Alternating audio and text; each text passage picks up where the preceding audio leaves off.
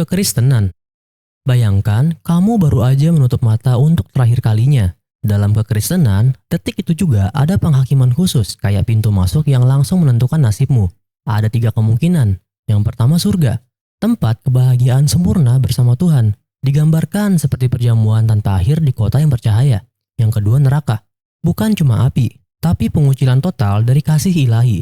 Kesepian abadi yang paling menyakitkan dan khusus Katolik, ada purgatori. Ruang cuci untuk jiwa yang sudah diselamatkan tapi masih ada noda yang perlu dibersihkan. Suatu hari nanti, semua orang akan dibangkitkan dengan tubuh rohaniah. Bukan tubuh biologis yang bisa sakit, tapi tubuh sempurna yang tidak bisa mati lagi. Dan akan ada langit dan bumi baru di mana tidak ada lagi tangis, tidak ada lagi kematian, pemulihan total. Islam.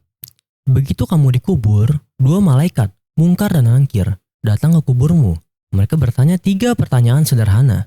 Siapa Tuhanmu? Apa agamamu? Dan siapa nabimu? Bagi yang beriman, kuburmu melebar jadi taman indah dengan jendela ke surga. Bagi yang gagal, kuburmu menyempit sampai tulang rusukmu remuk. Dan ada jendela ke neraka yang membuat setiap detik terasa seperti penyiksaan. Lalu tiba hari kiamat, tangkakala ditiup, seluruh alam semesta hancur, lalu semua manusia bangkit untuk dihakimi.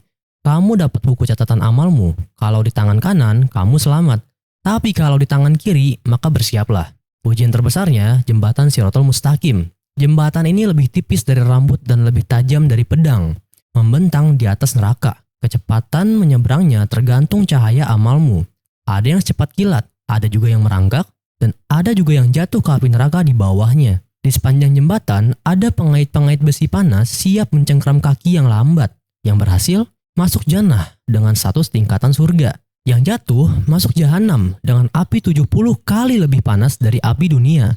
Makan pohon zakum yang pahit seperti racun dan juga minum air mendidih. Hinduisme. Hinduisme percaya pada reinkarnasi. Setelah meninggal, jiwamu harus menempuh 1.032.000 km menuju Yamaloka, yaitu istana Dewa Yama sang hakim kematian.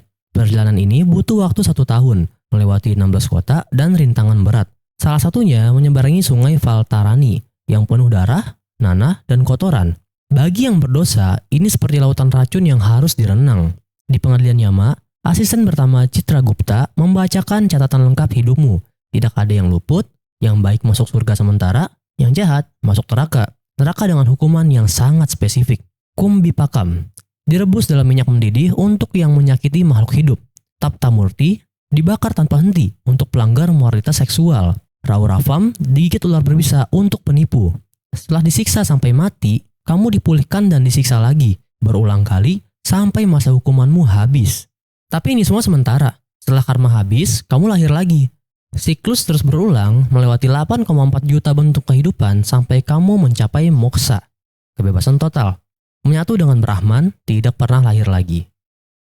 Buddhisme. Buddhisme tidak percaya ada jiwa permanen. Yang ada adalah arus kesadaran yang terus mengalir karena dorongan karma. Ada fase unik bernama Bardo, masa 49 hari antara kematian dan kelahiran kembali. Ini kesempatanmu mencapai pembebasan. Pada detik pertama kematian, kamu melihat cahaya bening, hakikat asli pikiranmu. Kalau kamu bisa mengenalinya dan menyatu, kamu langsung mencapai nirvana. Tapi kebanyakan orang panik dan melewatkannya. Lalu muncul visi dewa-dewa damai dan murka. Semua proyeksi dari karmamu sendiri. Kamu juga melihat berbagai cahaya yang mengarah ke 6 alam kelahiran. Dewa, manusia, hewan, setan kelaparan, atau neraka. Menjelang hari ke-49, kamu melihat calon orang tuamu tergantung nafsu dan kebencianmu. Kamu tertarik masuk ke rahim dan lahir lagi dengan ingatan kosong. Tujuan akhirnya yaitu nirvana, bukan surga, tapi pemadaman total dari keserakahan, kebencian, dan kebodohan. Tidak ada lagi keakhiran, tidak ada lagi penderitaan. Agama tradisional Tiongkok. Orang Tiongkok membayangkan akhirat seperti kantor pemerintahan super kompleks, yaitu Diyu. Begitu mati, penjaga neraka, kepala sapi, dan muka kuda membawamu ke 10 pengadilan Yanluo. Di pengadilan pertama, kamu berdiri di depan cermin retribusi, cermin yang memutar ulang semua dosamu yang paling tersembunyi. Gak bisa bohong. Lalu kamu dikirim ke salah satu dari 18 tingkat neraka sesuai dosamu. Lidah dicabut untuk pembohong, jari dipotong untuk koruptor, dibakar untuk yang sombong, dan setelah disiksa sampai mati, kamu dipulihkan dan disiksa lagi berulang-ulang kali. Setelah selesai, ada ritual terakhir, Minum sup mengpo yang membuat kamu lupa semua ingatan kehidupan sebelumnya, lalu kamu menyeberangi jembatan dan lahir lagi dengan ingatan kosong. Sikhisme.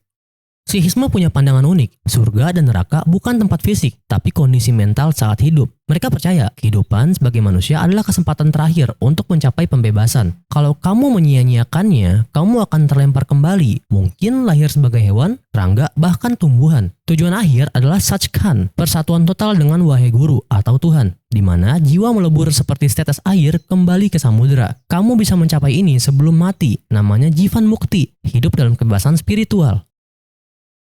Yudaisme. Yudaisme punya evolusi pemikiran yang menarik. Awalnya ada Seol, tempat peristirahatan gelap dan sunyi untuk semua orang mati. Tapi seiring waktu muncul kepercayaan pada kebangkitan orang mati. Jiwa yang butuh pembersihan akan ke Gehenna, maksimal 12 bulan. Bukan neraka kekal, tapi pembersihan sementara. Setelah itu naik ke Gan Eden, Taman Eden spiritual. Suatu hari nanti, pada zaman mesianik, orang soleh akan dibangkitkan dengan tubuh fisik dan hidup di olam haba. Dunia yang akan datang di mana keadilan sempurna, tegak. Yang membedakan Yudaisme, fokusnya pada kehidupan sekarang, lakukan yang benar hari ini, dan akhirat akan mengurus dirinya sendiri. Jainisme. Jiwa secara alami ringan dan akan naik ke atas, tapi dibebani oleh partikel karma yang menempel seperti debu. Setiap tindakan, baik atau buruk, meninggalkan partikel karma. Semakin berat karmamu, semakin dalam kamu tertarik ke bentuk kehidupan rendah. Bisa jadi hewan, tumbuhan, bahkan menjadi mikroorganisme. Hanya sebagai manusia, kamu bisa membersihkan karma sepenuhnya melalui disiplin moral ekstrim dan asketisme. Kalau berhasil membersihkan semua karma, saat mati jiwamu naik terus hingga mencapai Siddha Sila. Puncak alam semesta berbentuk bulan sabit. Di sana, kamu akan menjadi Siddha, jiwa yang terbebas selamanya tanpa tubuh, tanpa keinginan, dalam pengetahuan dan kebahagiaan tak terbatas.